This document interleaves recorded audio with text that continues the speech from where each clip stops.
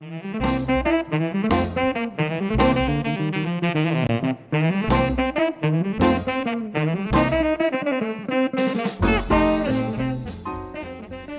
evening, everybody, and welcome. It's Friday. It's just after 8 o'clock, and it's Friday night, and it's time for Buster's Virtual Jazz Club. Thank you all for tuning in. I hope you're keeping well. I hope you had a good week, and the sun has been shining here in London. So, first of all, a big thank you to all my regular patrons who support me through Patreon, and to everyone who makes a donation on PayPal, and also Visa now. We can now take individual Visa payments, so those are very welcome, and it's been a great help this year. Thank you for your lovely messages as well, and just visit the website below if you'd like to make a donation. The links are all there below. So you can also watch all of the past shows and see who my upcoming guests will be on that website. And please also do remember to click the subscribe button on the YouTube page, which I think is just down there somewhere, and because that will really help me out as well with the channel. So on to tonight's show, and my guest this evening was born in Bermondsey in 1949. He began his career as the first drummer in the newly formed National Youth Jazz Orchestra. Soon established himself as a professional musician at the age of just 16 years old. Over the last 50 plus years, he has always been in demand with a wide range of work, including West End shows, TV appearances, live radio and studio recordings. He's worked with just about everyone in the British jazz scene, and starting in 1968, he joined Frankie Vaughan, touring around Britain as well as Australia, Canada, Europe and New York, where he met the great Papa Joe Jones, Mel Lewis and even Miles Davis. In 1971, he became the house drummer at the London's Talk of the Town, where he worked for 9 years with the Burt Rhodes Orchestra, working with such artists as Billy Eckstine, Mel Torme, Iris Williams, Buddy Greco, who became a close friend and who he toured with in the UK. When Pearl Bailey appeared at the Talk, her husband Louis Belson was called back to the States, so he had to take over the drum chair, and we'll hear more about that in a bit. In 1989, he recorded 2 successful trio albums with Brian D, some of which we're going to hear a little of, and that led to him being awarded the British Telecom British Jazz Awards Best Drummer. He's performed with countless British, American and European jazz artists, appearing at many festivals, jazz clubs and jazz cruises. In 2009, he performed live on the Jonathan Ross Show, accompanying the superstar Barbra Streisand, and we're going to play a little clip of that as well. He currently lives on the South Coast, as well as running a successful local jazz club. He keeps busy working and recording with top British jazz artists such as Alan Barnes, who's going to be on the show next week, Bruce Adams, Enrico Tommaso, Dave Williams, Tina May and Elaine Delmar. And I'm pleased to say he's here with us now live on YouTube. Ladies and gentlemen, please welcome the very wonderful Mr. Bobby Worth. Hello mate, how are you doing? I'm fine, thank you. Buster, how are you? I'm great. Thanks for coming on the show. It's great to see you, mate. My pleasure. Thanks for sharing your evening with us and sharing some of your music. You've had such an amazing career, Bobby. It's a real treat to have you here, and we've only we can only touch on a few things, but you've picked some tracks for us, and we've got some lovely clips we're going to show.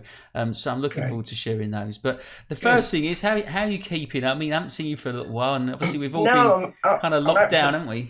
Yeah, absolutely fine. I mean, obviously, like everybody, we're missing working and seeing the guys, but apart from that, things good. South Coast is great. Playing a bit of golf, still not that good at it, but I'm still How's trying. Your handicap there? Yeah. No, as they say, I own a set of golf clubs. Yeah. My handicap is the clubs. Yeah. Yeah, exactly. Yeah, but no, I've got there's a little crowd that we play every Monday and Thursdays, and we have a really good time, and no one just takes it too serious, and so that's good. So that's actually keeping things going, Great. But no, as I say, it's great. It's down here is great, and really enjoying it, Yeah. And you've got that lovely club that you've been involved with, haven't you, in Bognor? That's right. In fact, you appeared there, didn't you? With the actually, I was going to say this to you this afternoon. I put the telly on, and Sky Arts was doing a feature on Buster Keaton. Is it? Well, is it an old one or is it a new one? No, it just said Yeah, it, there's a few. about Buster Keaton. It went right through his whole life story. He's as a Yeah, kid, as a performer. So right. what? I mean, I'm not saying anything you don't know, but no, No, no. it was just coincidental that it was on Then, this then I happened to afternoon. see you. Yeah, yeah, that was lovely. Yeah, because we did the show there, didn't we? And that was That's lovely. right. That Yeah, and yeah. Joe's played there a few times. My wife Oh, Joe, and Joe's done that, and also she's done the garden centre thing, fantastic. which were the brick account. So that's no, she's done that, and she's very popular down here. Yeah, so yeah. And I did Chichester Jazz Club with her because you Right. couldn't do it, and that Oh, was that's another. right. Yeah, Yeah, yeah. that's a nice club, So isn't it? There. Yeah. very nice. Yeah, Yeah, yeah. there's a So lot of no, nice little scenes about, aren't there? And you can if you get involved with these things, and the great thing about these jazz clubs are, folks, if you're looking for somewhere to go, they're very friendly, nice places. If you want to get even more involved, I'm sure they're always happy. All these places are always happy to take volunteers, and it's a very kind of community kind of thing, isn't it? They're lovely places to go. I just well, really I enjoy it. think also the other thing is that because you started one quite a few years ago, didn't you? Yeah. Where you used to live. Because I Orpington. think, I came there a couple of times. I think as a punter, not Yeah. as a player. And but I think the other thing is with I think Simon Bates runs one. Yeah. There's a few of those around where they're actually the people that come are at a certain age and they feel safe. Yes. In that sort of environment. Yeah, Really. absolutely. Yeah.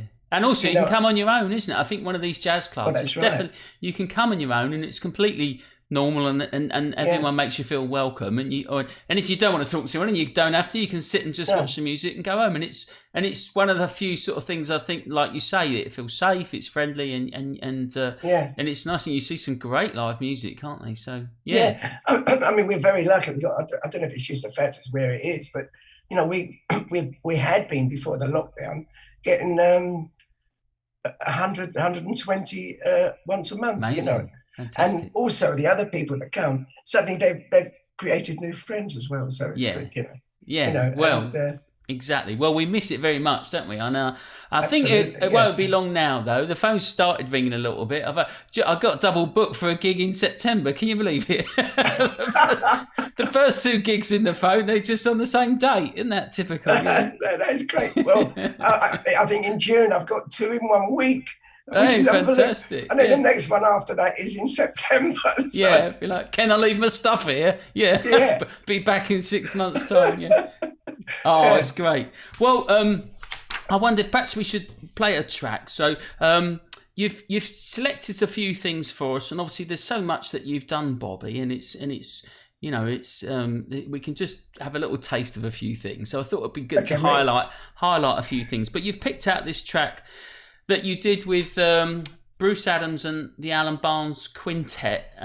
Yes. And it's from 2007, an album called Spontaneous Combustion, and there's a track called Griffin and Ning, which I'm assuming is a play on Johnny Griffin and Rhythm and Ning. Yeah. Is there a story behind that? I think it's a Barnesy composition, actually. Right. If I remember rightly, yeah. And you're in your element there with that quintet, because you've done so. We'll touch on all the things you've done, but I think we've seen perhaps perhaps we'll go into it a little bit afterwards, but people don't realise playing in a small group, quintet, it's a very different thing, isn't it, to playing big band drums and shows and things like that. It's a completely different sort of set of skills and requirement to mindset and everything.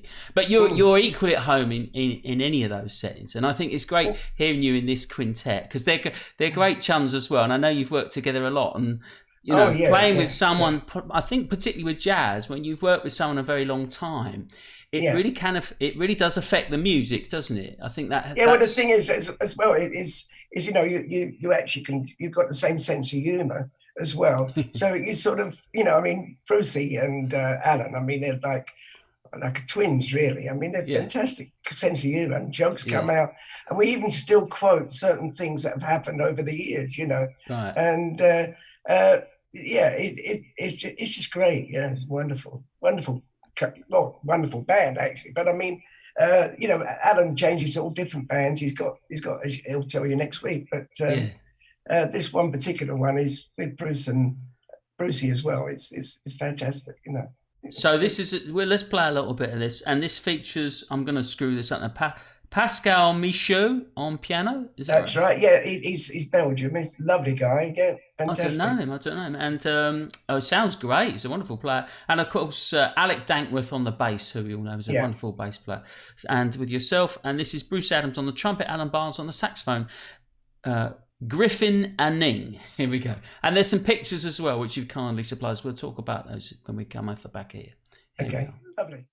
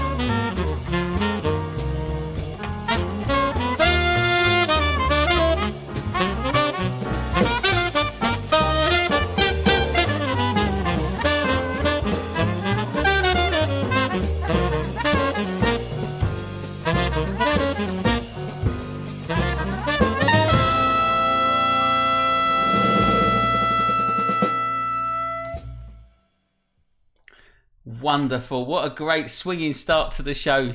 And that featured my guest Bobby Worth on the drums there, playing a beautiful drum solo, mate. Absolutely swinging that band, and fantastic quintet there. So the album is Spontaneous Combustion, so do check that out, folks. Yeah, lovely playing, Bobby.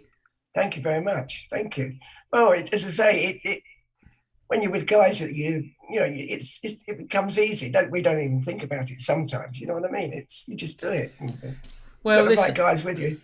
I mean, I remember first hearing you quite a few years ago now, and you've always struck me. What's always struck me about your playing is the fact you swing so beautifully, but you've also got this great touch and sound on the drums, which I think like is really quite special, and it's just you just get that sound. It sounds and it's not easy to do, and I don't think people always appreciate it. And not all drummers do it. Some of it, you know, they're a bit crash bang wallop.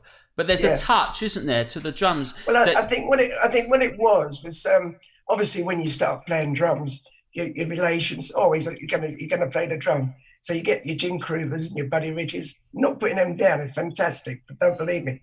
I can remember the first time I get buying an album with Joe Morello on it, Dave Brubeck, you know, and I thought that's the sound. That's what I want to, you know, and that's it. Joe Morello was the guy for you then when you started, like, Well, when I first, I mean, as I say, there was, you know, at Christmas, you know, he plays drums, so I'll go and get him a drummer's record. No, there was all sorts of things going on. But I remember being in the shop and not particularly knowing at that time, but quite young. It was a photograph of, I think it was one of them was a Carnegie Hall concert, and there's the Ludwig's kit, and you think, oh man, this is great, you know. Very cool. So when I played it, I thought that's the sound I want. That's the sound I really like, you know, because it was such a light touch and musical. I think that was it, musical, really, you know. He was incredible. I mean, I don't know if I probably told you, it's not about me, but I got to have a lesson with him when I was in America, and it was incredible. His sound, like up close, he just could play. He sat down, he just played this single stroke roll, like right near the rim, like that far off the drum, and he was getting on a bit then, and I was like, my mouth was on the floor. I was like, you know, unbelievable. Just again, you know, in a way, I'm not putting age on it, but you know, when I was sort of around, you know, they were coming out. A lot of these guys were coming over doing drum clinics, you know, which you don't get as well. You do get, but not quite so much. But Joe, I went to see about 3 Joe Morello drum clinics, and you say, I can't believe it. And the other one was Ed Thigpen, and that was another guy, you know, that was another one that I loved. Just that sound of Oscar Peterson trio, and the brushes, his brushes playing something else, isn't it? Yeah. So that's the sort of that's that direction I went in. You know, really is of more than sort of hitting. In fact, you know, being an animal, if you like. You know, I know what you mean. That's very interesting. Yeah, because I hear that in your playing. I hear that touch, that lightness to that touch, and that's what, and that's the sound. Because I think as well, when you don't. For that swinging, it's got to have a certain bounce to it, hasn't it? Rather than like just, I think if you lay too much into it, and then if you don't hit it so hard, you get more tone on the drums as well. So it's getting very drummy. But I think of people, two drummers together. What do you expect? Yeah. No, but that's what I'm saying about being a musical drummer. Yeah. Because there's, you know, that's the way it is. You know, and there's guys around. You know, think. Peter Erskine's one of my favourites as well because he gets that sort of sound, you know. Yeah. So anyway. Did you come from a musical family? How did you get started then? Where did all this come from? Well, it's hard to believe really, but I'm not a million miles from where I live in now, Hayling Island. We went to a holiday camp called Coronation, and we went. That evening, we went into the ballroom, and of course, in those days, I was around about 50, 58, 59, it was big bands. And I always remember seeing this drummer. He had the Eric Delaney set up, you know, with the 2 bass drummers and all that. And during the night, there was a feature, and I went, that's what I want to do, you know. Even at that age, I was about 9 or 10, and I thought, that's it, that's what I want to do. And we got home, my dad had a newsagent's confectionery shop, tobacconist.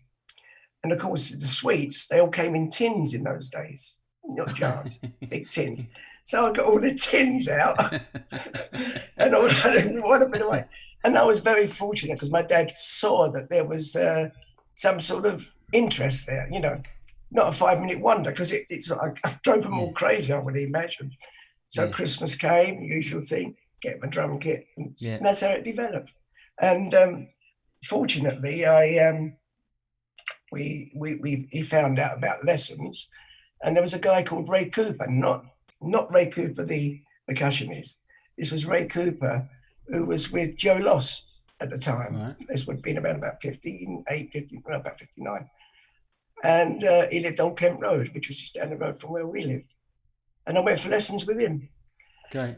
And that was it, really, from then on. And fortunately, well, he died. Funny enough, he died about 3 years ago, 90. But he actually lived in America. He moved to America, and I actually saw him about 5 years ago. We went across that's there, yeah, and it was great. And he was when he came. Actually, funny enough, he came over. Binky Morris, who was the percussionist at the Talk of the Town, he died. So they were good mates. So he came over and stayed with me for a week. I tell you, it was one of the best weeks I've ever had. We had such a laugh. Oh, that must have been nice. Yeah, reminiscing. Yeah. And all the stories and all that, you know. Yeah. And of course, where he lived, there was hardly anyone. So we used to have, I think we must have had about 5 pints and an Indian meal every night. he never had he could have an Indian restaurant over there, you know. So, we had a great week, yeah.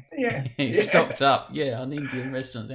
Fantastic. And then of course you joined Nigel, and I believe you were the first drummer. Was new? Yeah, it just started, or? No, what happened was there was an Easter weekend. It was Bill Ashton was starting this Nigel, and it was Easter weekend, and there was Ronnie Scott's and the place Marquee Club, and all the musicians signed up, and they split it up. But it was fantastic. It was like a music course, really. But Tubby Hayes came, Johnny Danforth. So to teach, they were sort of like jazz musicians. Well, no, not I mean, for instance, it's like a jazz course, But so they split it up. Les Circle was the other guy. You know Les? Yeah. Well, great drummer. But Les and I sort of split it.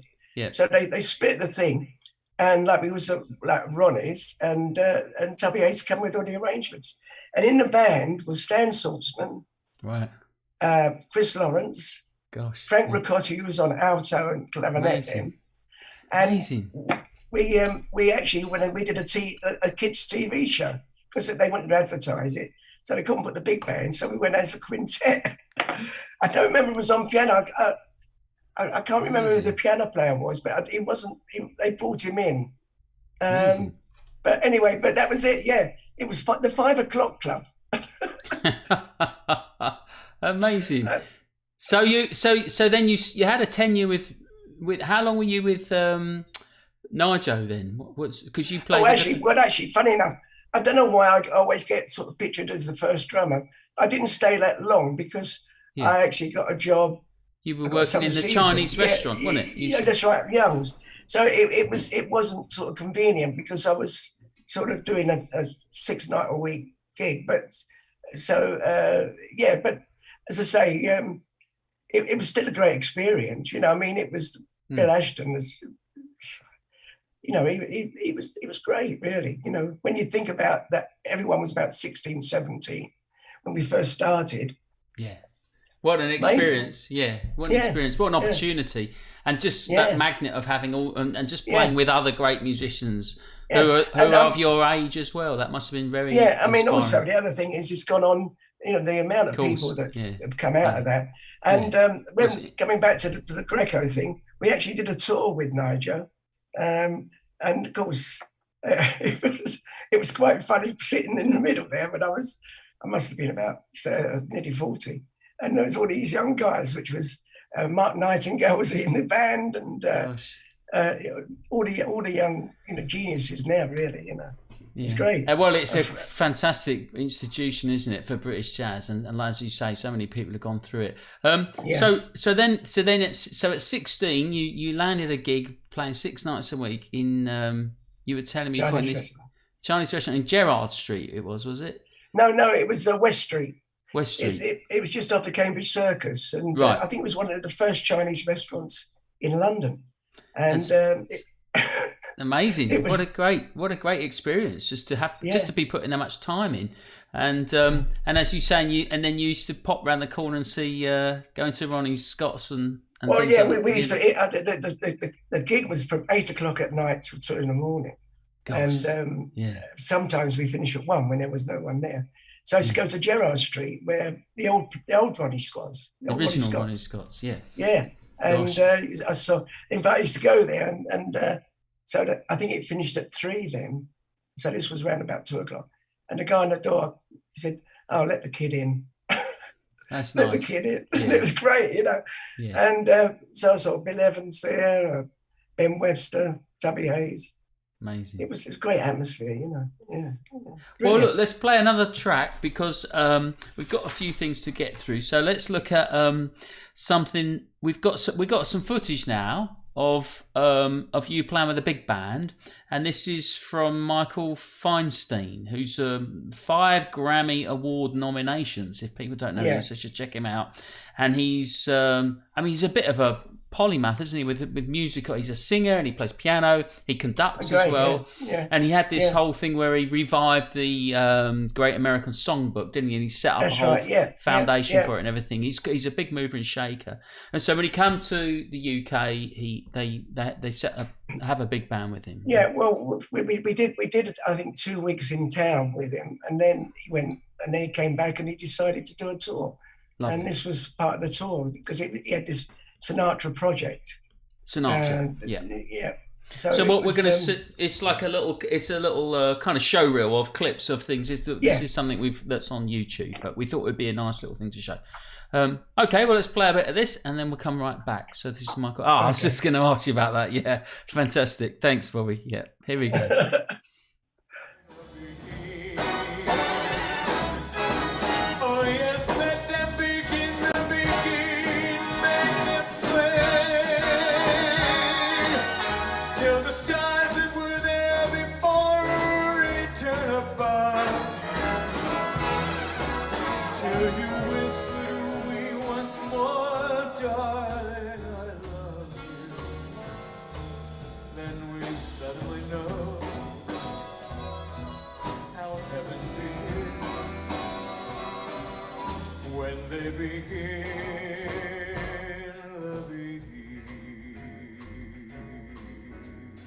It's the wrong game with the wrong chips. Though your lips are tempting, they're the wrong lips. They're not her lips, but they're such tempting lips that if some night you're free, dear, it's all right. It's all right with me.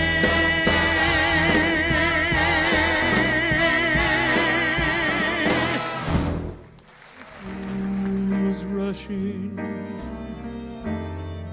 where wise men never go? But wise men never fall in love. So how are they to know?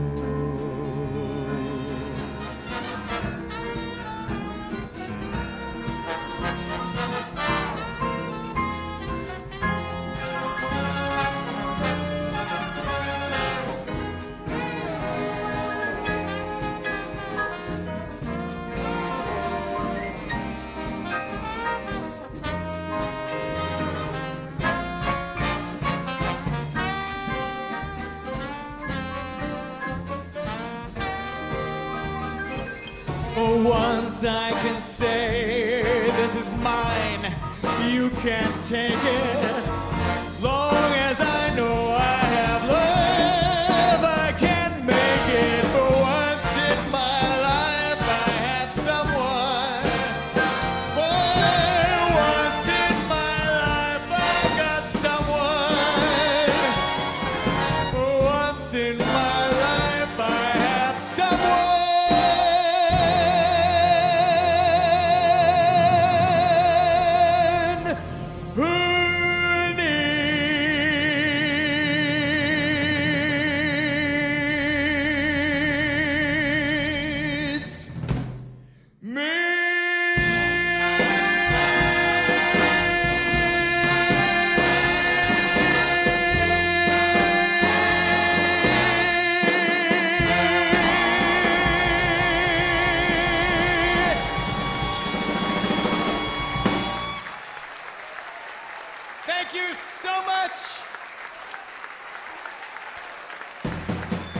Yeah, and that featured my guest Bobby Worth on the drums there. We're just chatting about what a great band that is. So that's Michael Feinstein, and so check him out, folks. He's a really big act and American star. And the guy on the piano and conducting was the MD, Billy Elliot. Elliot. Not the dancer. Yeah, not the dancer. No. Moonlighting there, and but the band were all British jazz musicians. British musicians, yeah. I noticed, spotted quite a few people in there, and so you toured with them quite a bit. Then that must have been a lovely gig, yeah. Oh, it was, yeah. And the other thing is, it was sort of first class all the way. Lovely coach with all the things, you know. So it was just what you're used to, isn't it, with the jazz scene in this? That's right, yeah. First class, yeah. In the get changed in the toilet, yeah. No expense spent, and it usually that's what we normally have. I mean that's what we do, isn't it? I mean, one night you're in the festival hall, next minute you're gonna pick a whistle down into someone. Yeah. I like that though. I think that's interesting. Oh no, that's yeah. And the thing is, sometimes the pig and whistle is a better gig than the one at the festival. Yeah, you know? exactly. It's nice to have that range, isn't it, and see all walks of life, as it were. So, so the big band playing again there. I mean, it's totally. I mean, I hope people can hear that's such a different kind of art form, isn't it? Really, with the big band. How do you do you find that when you're playing that you click into a different kind of mindset or something like that? I find, because I don't do as much now as I used to, but it's almost like something kind of clicks in the back of my brain, and you know, after the first chart or two, I'm kind of back into that mode. Yeah. I think the thing is, again, it's influences. I mean, again, my influence again was more musical, so something like Mel Lewis and people like that, instead of the sort of big band drummer as such. You know what I mean? I used to think of it still as a music, more musical, and you know. I mean, the thing is, I think they said at one time, never trust a drum break or a meat pie. You know. Yeah. I think that's the polite version, isn't it? Yeah. That's the polite version, yeah. But what I mean is Dave Cliff told me that one. Get a bar filling or something, you know. So you've got 15 guys, 16 guys, or whatever. You try and make it as simple as possible. So when they come in, they all come in right, you know. Yes. I learned that. Like the talk of the town was funny enough. That sort of learned it from that, really. You know, I mean, you know, you get 2 bars fill in, and then, what the hell? Where are we coming from? You know, so you make it simple. Yeah. So the idea is you're setting them up, aren't you? You're trying to make things very clear. Yeah. And I think the thing is, with a big band, playing drums in a big band or in a show band or anything along that, it's a massive responsibility, isn't it? Because absolutely. Yeah. I mean, they used to say that in the pit. The 2 most important people in the pit was a drummer and a lead trumpet player. For some reason, I don't know why. I don't know how true that is, but that's what they used to say, you know. Well, I guess if they screw it up, then everyone goes wrong, don't they? That's the thing. Whereas, you know, anyone else, you can keep going. But it is a massive job, and it's a massive important thing. And it's, again, like I keep saying, it's very different to playing in small groups. But it's very interesting that you have this same concept, like you're saying. Essentially, you're playing the charts, playing the music, and playing what the music requires. I think is really I think so. Yeah. I think it comes back to, as I say, sort of being trying to be as musical as you can, really, you know, because you know, as I say, you're responsible for 16 other guys sitting at the back of you. You know what I mean? So you know, when they come in, you know, if they hear what they can do, they come in. You know, because if they don't come in, it's your fault. Yeah, exactly. Yeah, and that's not a nice place to be, is it? Yeah. No, not at all. No. So then, so talk of the town. Then that must have been, you know, we were chatting the other day about what an amazing experience. You were the house drummer there, and then so how did that gig come about? And perhaps people might not know what the talk. Some people might. Yeah, no. Basically, I was with Frankie Vaughan still, and we did about 3. Over the 4 years I was with Frank, I think we did the Talk of the Town about 3 times. Right. And I got to real friendly with the guys, you know. By the way, I must say that one of the guys in the band, Bobby Harrison, his son is Gavin Harrison. Oh, the drummer, yeah. Yeah. Yeah, oh, great. And Martin, his other, he's actually a threeson. I can't know the other one, but Martin. We still contact each other, you know. So what does Bobby Harrison? I don't know. Was a trumpet player. Oh no, you wouldn't know. He died a long time ago. And he was at the Talk of the Town with you. Yeah, in that band. It was although it was a big band. It was 4 trumpets, 1 trombone, 4 saxes, guitar, piano, bass, drums. And then when the acts came, someone like Buddy Greco or Billy Eckstein, they used to augment the band. Sometimes with strings. So they'd make it like 3 trombones or 4 trombones. So that was it. So, but the basic band was 4 trumpets, 1 trombone, 5 saxes, I think. And so for people that might not know, the Talk of the Town was like a Las Vegas kind of club setup, supper club. Yeah, supper club. Yeah. So yeah, you used to go there.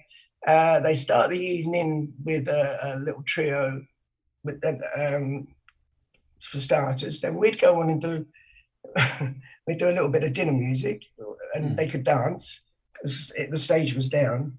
Then Phil Phillips, I think a lot of people would know Phil Phillips. It went on with a quartet, very good quartet for dancing. Right. And then the stage had come up.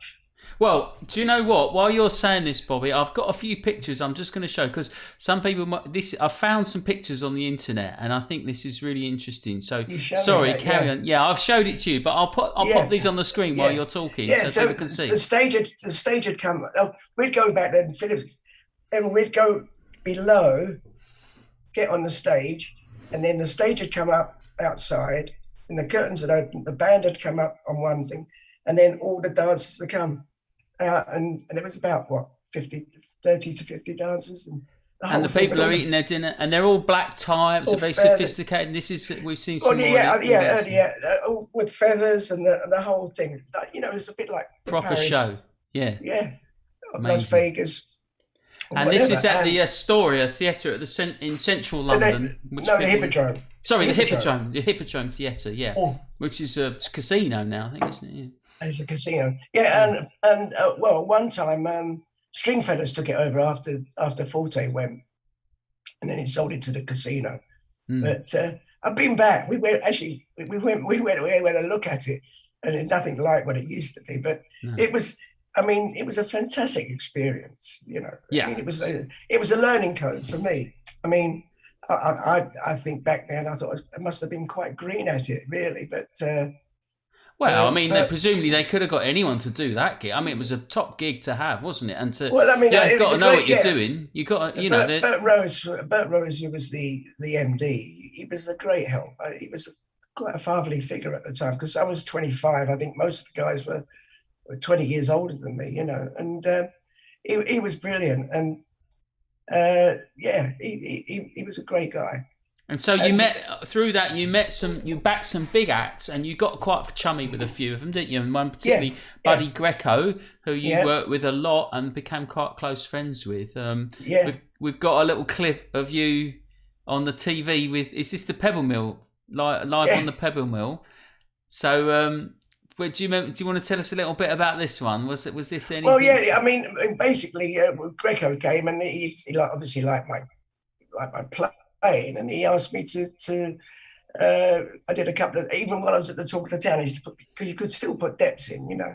So lovely. I did the odd gig with him, and then he obviously went back to the States, and we exchanged numbers.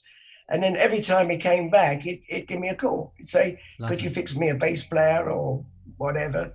And as I say, we did a tour with Nigel, and we got really quite good friends, actually, because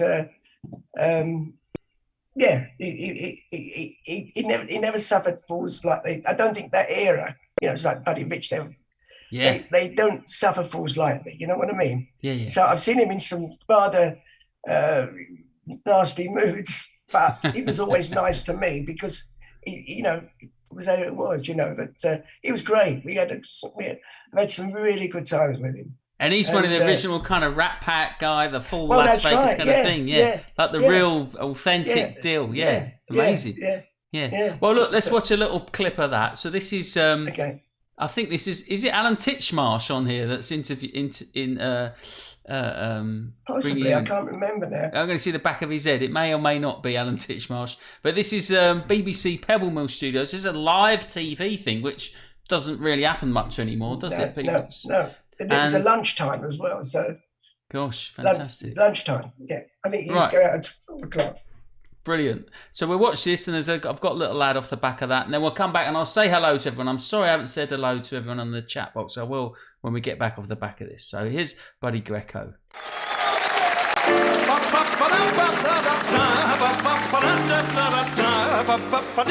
She loves me, and to my amazement, I love it, and knowing that she loves me. She loves me, true, she doesn't show it. How could she when she doesn't know it? Yesterday she loved me, now today she wants me, and tomorrow,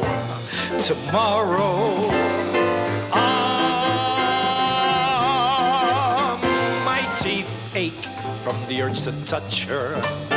I'm speechless, for I mustn't tell her. It's wrong now, but it won't be long now before my love discovers she and I are lovers. Imagine how surprised she's bound to be. She loves me, she loves me.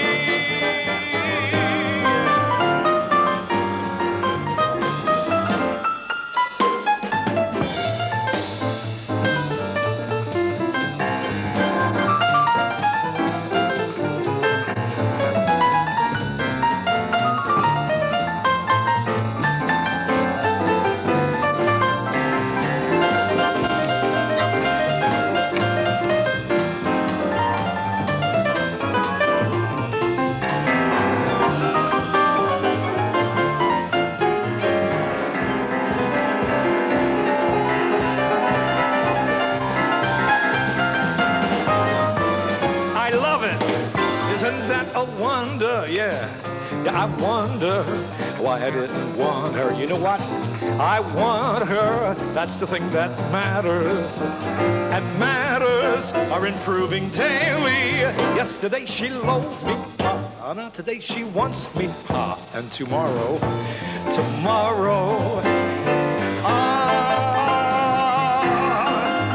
I'm just tingling. Delicious tingles. I'm trembling. What the hell does that mean? It's freezing. That's because it's cold out. But still I'm incandescent. And like some adolescent, I'd like to scroll on every wall I see. She loves me. You know she loves me. She loves me.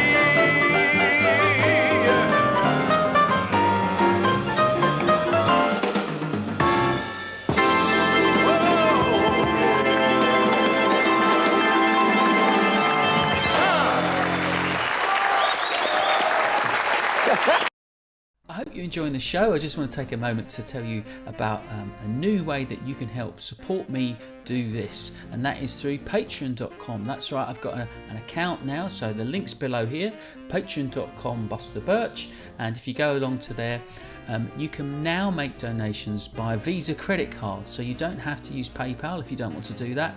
And the advantage of Patreon is that once you do it once, it will automatically deduct on a per show basis. So instead of having to fill in the forms every week, if you want to make a regular donation, then that will just automatically deduct straight to your credit card each per show. And that is hugely helpful to me because it means I know that I've got a certain amount coming in every time I do a show, and that really helps me plan ahead and keeps the viable sustainability of the show going.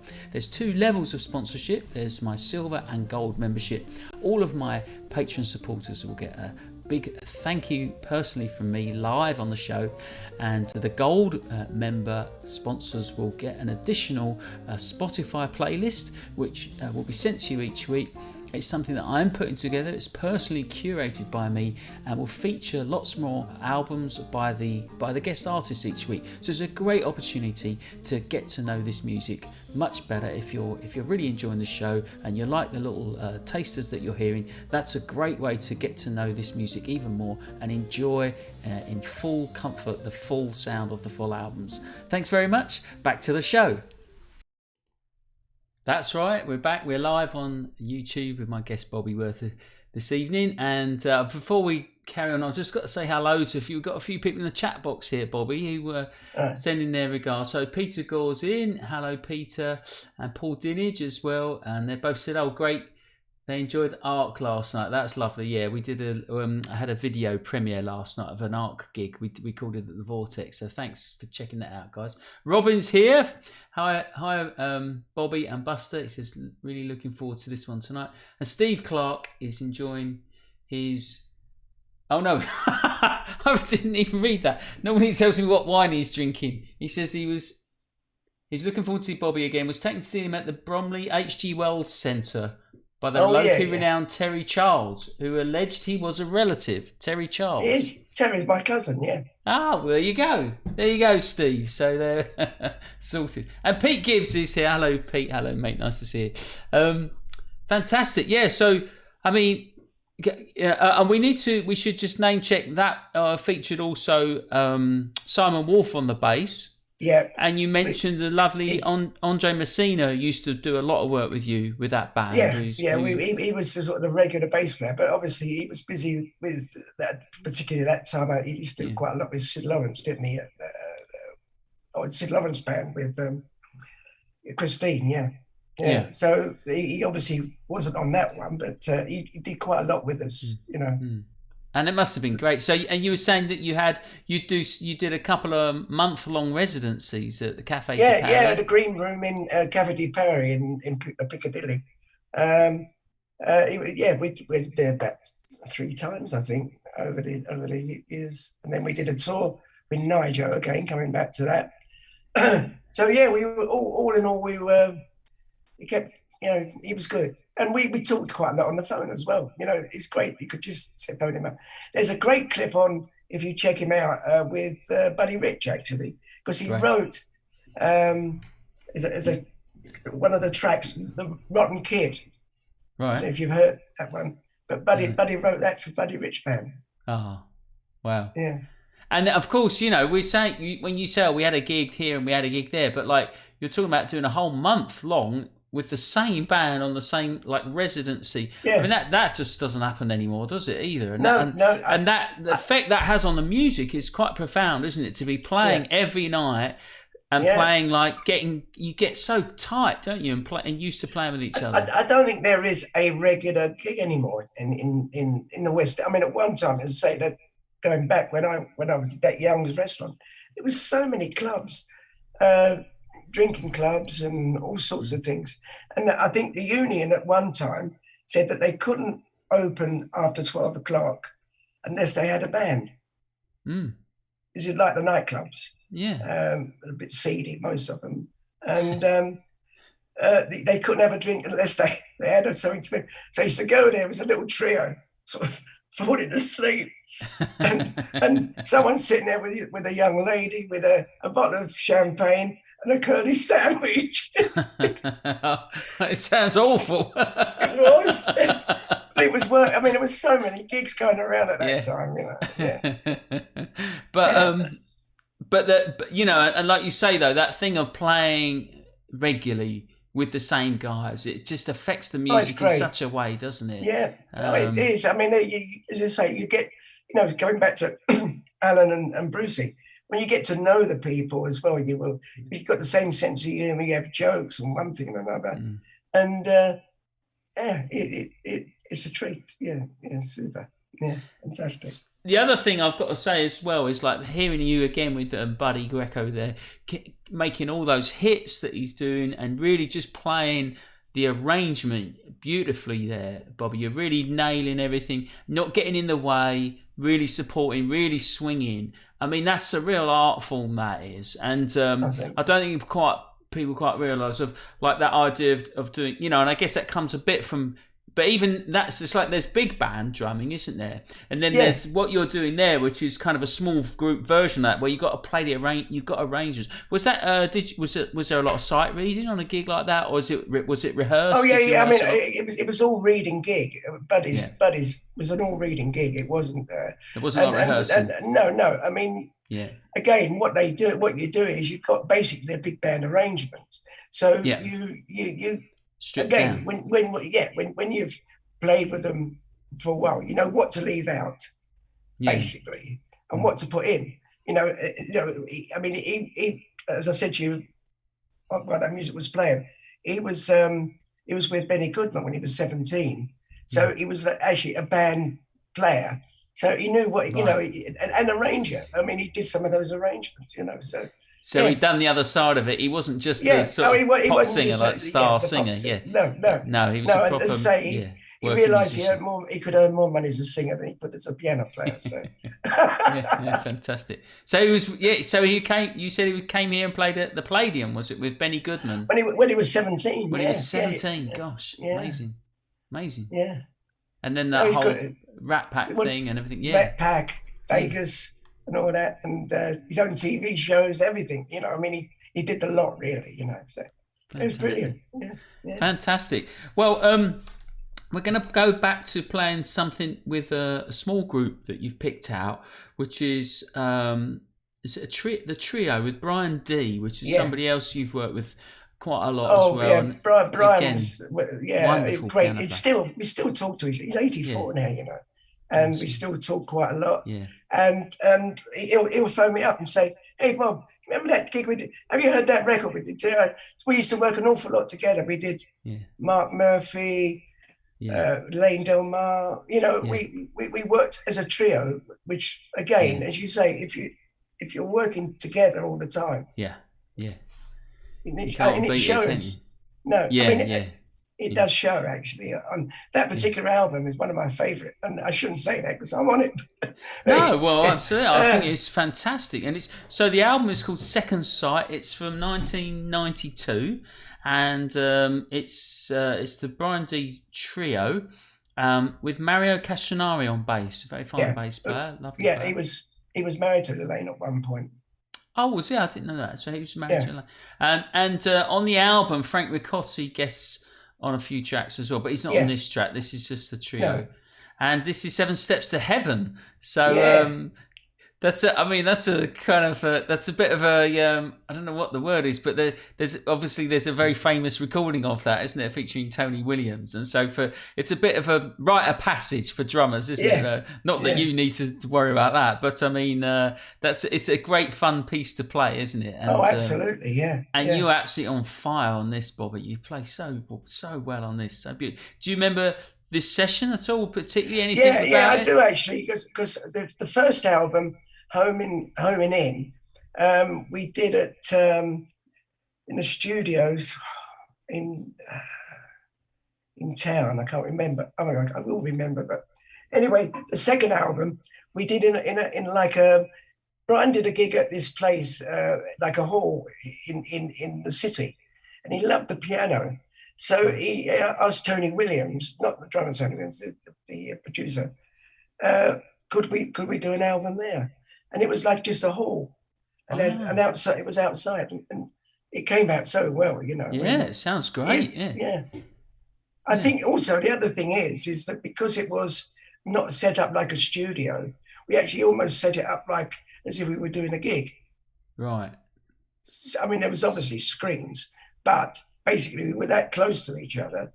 So it felt more comfortable, and it's because sometimes when you are in the studio, this is a common thing. I think with jazz, particularly as well, it's very easy to sort of play it safe a bit, isn't it? As well, and so that's sometimes live albums tend to be quite. Can come out really well, can't they, for jazz? Yeah. Because you get like it's just quite a different thing. I'm not saying one is better or worse. It's just a different process, isn't it? Yeah. And it can, because jazz is very much of the moment, isn't it? It's not a fixed thing. It can be affected by that. Also, I think we forget the fact that we have our own kit and a bass player. So if Brian was on a piano that he really liked, that also makes a difference. You know what I mean? Because he can't take his piano with him on everywhere, can he? Yeah. Whereas we Much as we curse it, we can at least take our drums around with us. Yeah. Yeah. Yeah, fantastic. So, well, let's play this. So this is 7 Steps, and we've got some pictures here as well. I'm going to say that you provided a nice little selection, and I dug out some others as well. So there's some pictures. There's a story about Pearl Bailey and Louis Belson, which we'll come back to. So if anyone's wondering why I put some pictures of Pearl Bailey in there, we can talk about that after this. So let's just hear this. So this is you in a trio in a very small setting. Now this is about as small as you get with a drum kit, isn't it, in jazz? Really, yeah, absolutely, yeah. And again, you're absolutely beautiful playing. Here we go. 7 Steps to Heaven.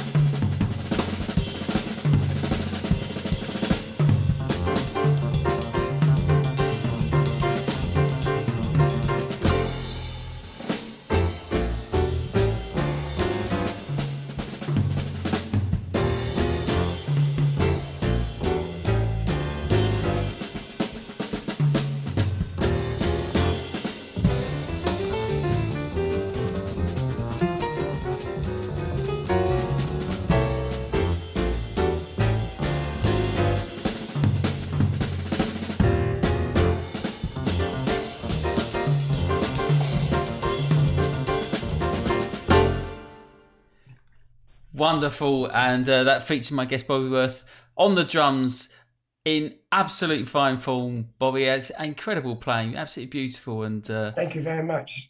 Again, that lovely touch, that sound, all that language, all that.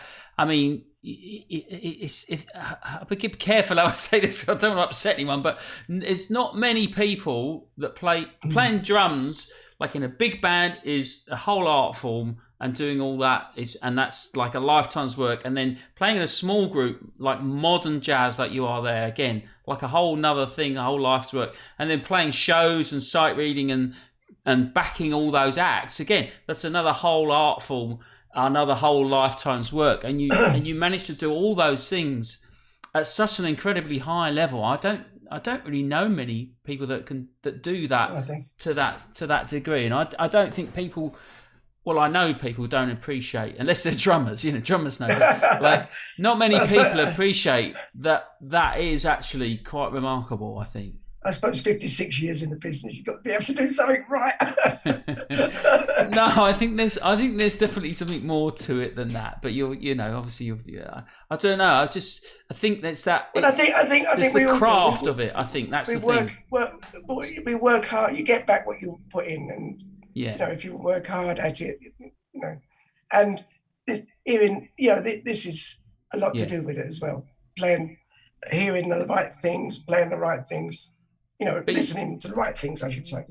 So and also I think an incredible awareness of what's going on around you. Yeah, I think that's the thing. Yeah. Being very conscious and supportive of the other musicians. Yeah. That's what strikes me about what you do so well, as well as, and then when you have your solo like there, I mean, it's absolutely astonishing. It's wonderful playing. But the rest of the time you're supporting everyone and playing just what fits and not overplaying, and I think that's just. But I think it's going back to what we said earlier on about knowing people and getting on with them, and that's it really, But great, thanks, Buster. Appreciate it. No, Good. I mean it. It's always knocked me out. It's just like, wow, incredible. So the other story you were gonna share with us is going back to the talk of the town. So perhaps you could set the scene a little there and tell us a little bit about that. Basically, I think this is lovely story. Yeah, so I was offered a gig at Talk of the Town, which I was obviously took straight away, So I left Frankie Vaughan, and the first act in, it was enough to play, was Pearl Bailey, who, with her husband Louis Belson, was appearing at the Talk of the Town. So just in case some people, I'm sure everyone knows who Pearl Bailey is, but they may not know Louis Belson, who was of course like this world famous drummer who played with Duke Ellington and everything, and he's this mega star drummer. And he wrote Skin Deep as well. That's Skin Deep, of course, yeah. So he's there with his wife because they're married, right? A lot of people maybe they're married. That's right, they were married, and he was there just as a sideman. And I think I told you, I said when I said to him, "Going to do any clinics while you're here?" But no, Pearl don't let me do clinics. He said, "I'm just here as a side." I mean, amazing, Anyway, I went on the Monday. They always have used to have a rehearsal. Sorry, at the Talk Club we had a rehearsal on the Friday and one on the Monday. So I went in early, and Louis was there setting his kit all set up. But he said, "Hey, Bob," he said that. So I introduced myself. He said, "Could you just?" He said, "I've just got this new kit, the Pearl kit." He said, "Can you try?" So I sat on and took the. "Oh, great, man! That's great." So that was that. And of course, you didn't sorry to interrupt, but I've just realised the significance of that, because what he was doing was checking you out then, wasn't he? I think that's what it is. To you, right? I've just fallen into what you told me before. Yeah. So I think he was checking me out, yeah. So anyway, so then obviously working there, and the show would go on. Now, obviously wasn't required because Louis was there. So every night I watched from the side, because, I mean, how can you not get that close to Louis Belson? What else would you rather be doing, than doing that? Yeah, exactly, yeah. So anyway, there was standing there, and about the third or fourth night in, Pearl Bailey said, ladies and gentlemen, my husband's got to go back. I mean, they'd sort of warned me. No, that must have been a good week. They warned me that there's a possibility that he's got to go back to the States, but I'd like to introduce you to the guy who's taking over. So, they wouldn't warn me about that. So I went on, and Louis said, "Sit down." He was on double tom, and we did a drum duet. Did a duo with you and Louis Belson? Yeah. So I was on the kit, and I think I said to you earlier, I don't remember a thing about it. I must have. I mean, it probably got quite fast because I was shaking, And he was on the double toms, So that was that. And then he went back to the States, and then I took over. I think she was there for a month. So I did 2 weeks. And then at the end of the run, she came down to the band room at the talk. And she said, because at the end of any run, the stars would always hand out what the scotch or whatever, you know. Anyway, she came back and she gave everybody a book that she had written. And she said, "It's something special for you, Bobby." She gave me this little thing, opened it up, and it's a gold bracelet from Cartier's. Wow. And it said to Bobby, "With love from Louis and Paul." Lovely. And I couldn't believe it, you know. That's class, isn't it? Yeah, that was the first month of the Talk of the Town. I used to say to the guys, that was a good start. It's gone downhill from there. Say, yeah. Sod all the next month, yeah. Wow, how about that? What an amazing experience, yeah. So that was good, yeah. So that was it, really. So it's my claim to fame. Well, what a claim, yeah. And what was the other thing you were telling me about when you were in New York? Who were you over there? Was that with Buddy Greco? No, that was Frankie Vaughan. We did the Rainbow Room at the top of the Rockefeller Center. Yeah. And we went over there, and we had 3 weeks in New York. And so we got there, and had the kit obviously hired. It was a Gretsch kit. I always remember, a white pearl Gretsch kit. Lovely. And the bass drum pedal was missing. Right. So I said to the guys, "Where did you get from?" It was a guy called, I've written his name down because I can never pronounce it.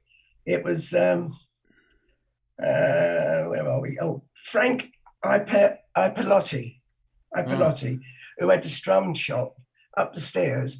I think at one time it was with Glenn Miller. Anyway, I went up the stairs, and I went in and I said, "Oh, sorry to trouble you." I said, "You've hired a kit." And I said, "There was no bait." "Oh, sorry, man." I said, "Oh, by the way, you're from England?" Yeah, sure. "Oh, it's the guy over there you might want to meet." So I said, "Oh, what's that?" I said, "It's a little guy sitting in the side of it." It was Papa Joe Jones. Amazing. Again, who's a well-known, a legend with the Count Basie Orchestra. Yeah. So the thing was, he said, where are you working? So I said, "Oh, we're working at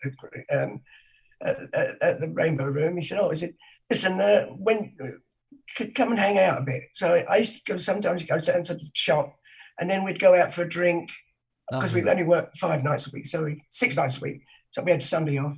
So he took us to see Bill Evans and the Mel Lewis, Thad Jones band down at the Village Vanguard. Amazing. It was fantastic.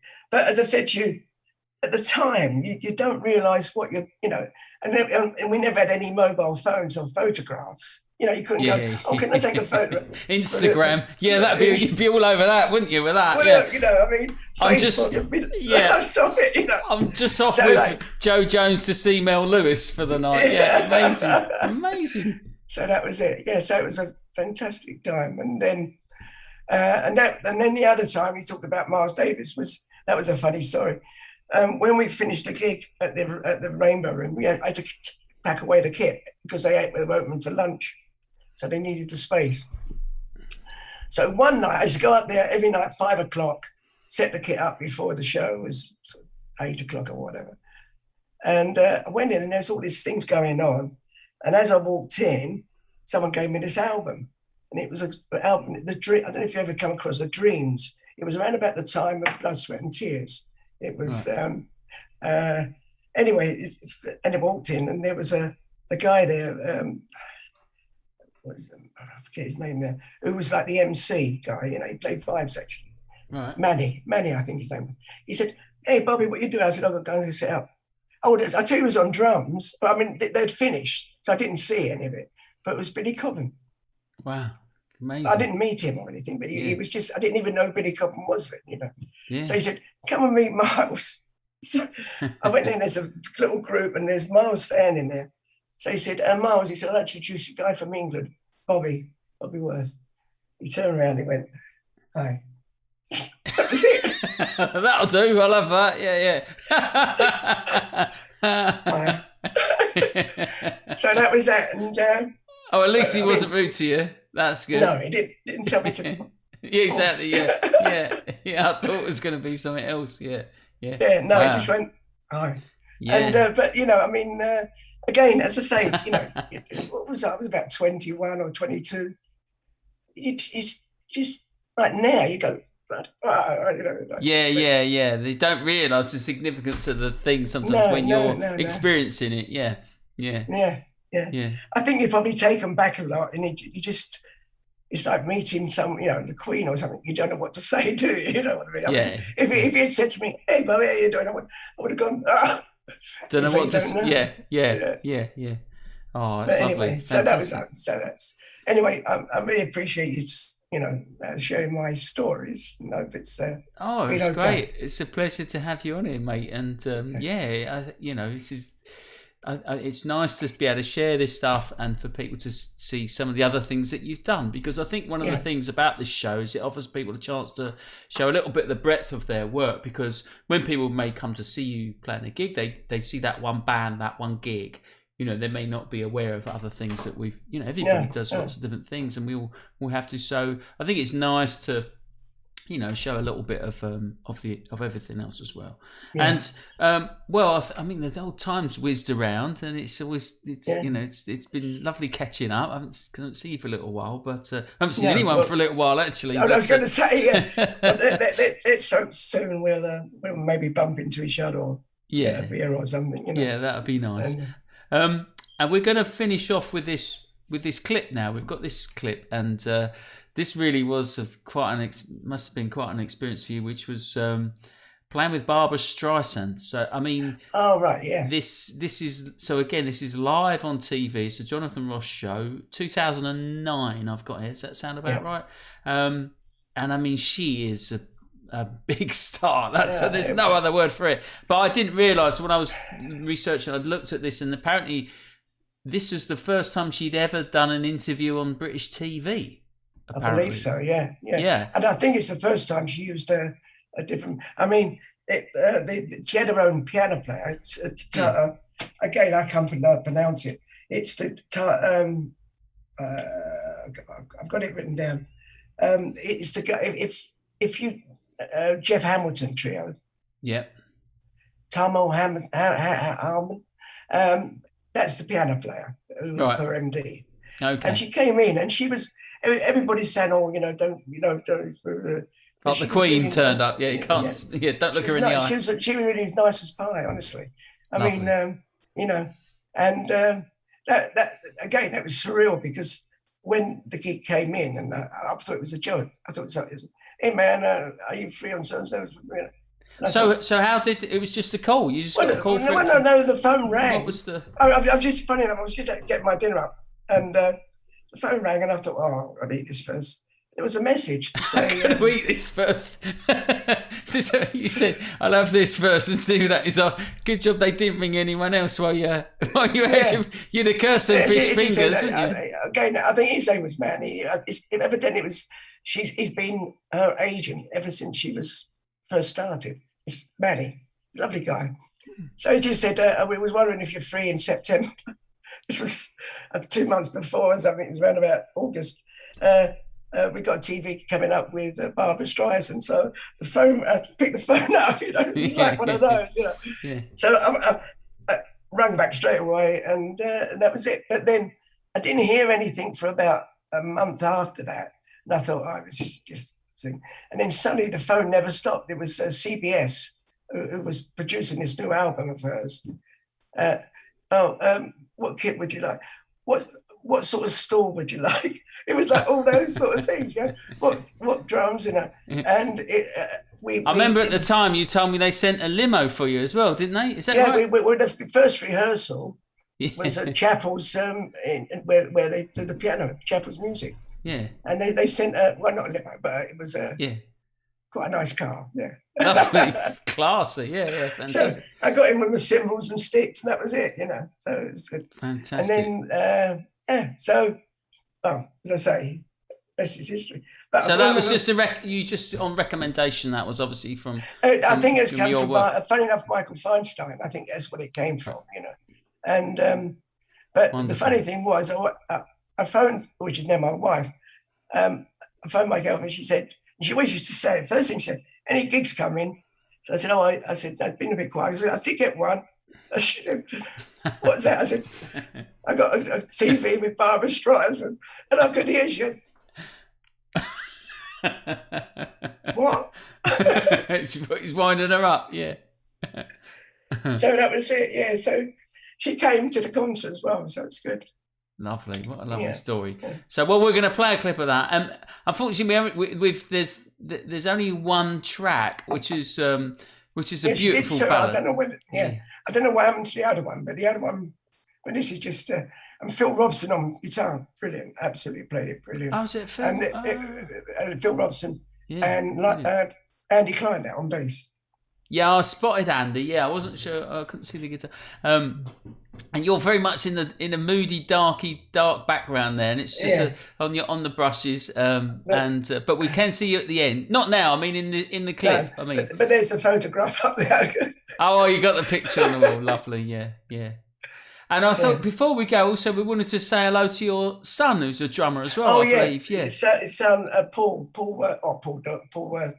Yeah, he's living in Australia now, and he's with a band. He does it because over there he had got a day job as well. But that's lovely. Called Chicken Stone.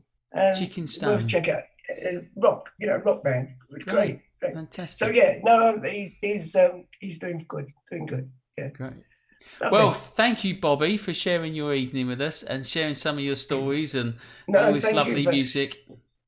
It's funny how it all comes back. You know, you sort of, you're not saying you forget these things, but things go on, and then suddenly you say, "Oh, I remember that. I remember this," and that. Yeah, and so it's great. Yeah, because there's so many things. You're welcome, mate. You're welcome, mate. And love to Joan. Thank you. Yes. Good. I'm sure she's tuning in upstairs, so she when we're off air, she'll come down and say hello. So hang on a bit at the end, and we'll say hello at the end. So well, that's all for tonight, folks. Thanks for tuning in, and don't forget, if you have enjoyed the show, then please do consider a donation. It really does help keep us going at the moment, and everything that comes in will be shared with the guest artists. So the links are there below. We've got Patreon, we've got PayPal, and we've got one-off Visa payments now as well, if you want to do that. Also, if you're a Patreon member, you'll be getting the track list. There's a Spotify playlist coming to you in about 10 minutes if you're one of my gold member patrons, and you'll hear a bit more of Bobby Worth's music. So and do check out some of those albums. Yeah, they're all available. So thanks again. And next week I've got the very wonderful Mr. Alan Barnes joining us. So that'll be very entertaining with some lovely music. And I expect we'll hear some more of Bobby Worth next week as well on those albums. So thanks again, everyone. Take care of yourselves. Good night. We're going to leave you with this clip from the Jonathan Ross Show, with featuring my guest Bobby Worth, accompanying the wonderful Miss Barbra Streisand. Take care of yourselves. See you next week. Some more comments coming in. Thanks very much, everyone. Paul says, hope Bobby can get to Bexley Jazz Club again soon. So they're waiting to come and hear you there, Bobby. All right, folks, take care. Good night. See you.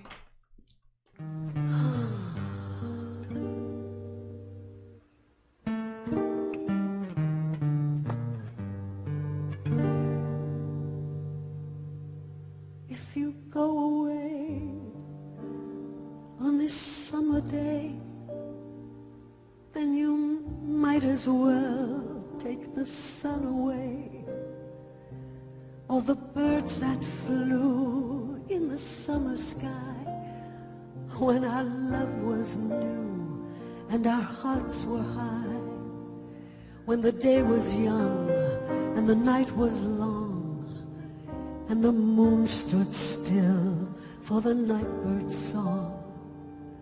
If you go away, if you go away, if you go away. But if you stay, I'll make you a day like no day has been or will be again. We'll sail on the sun, we'll ride on the rain, we'll talk to the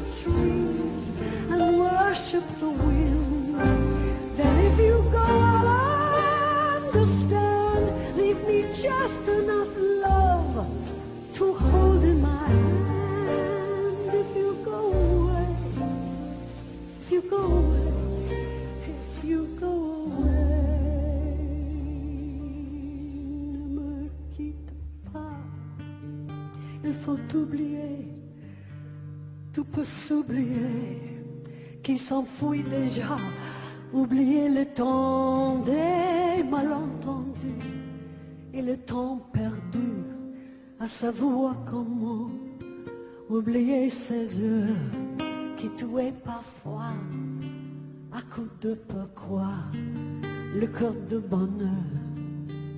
Ne me quitte pas, ne me quitte pas, ne me quitte pas, ne me quitte pas. But if you stay, I'll make you a night like no night has been or will be again. I'll sail on your smile, I'll ride on your touch, I'll talk to your eyes that I love so much that if you go and understand, leave me just enough to hold in my hand. If you go away, if you go away, if you go away, if you go away, as I know you must, there'll be nothing left in this world to trust, just an empty room full of empty space, like the empty look I see on your face. Oh, I would have been the shadow of your shadow if it might have kept me by your side. If you go away, if you go away, please don't go away.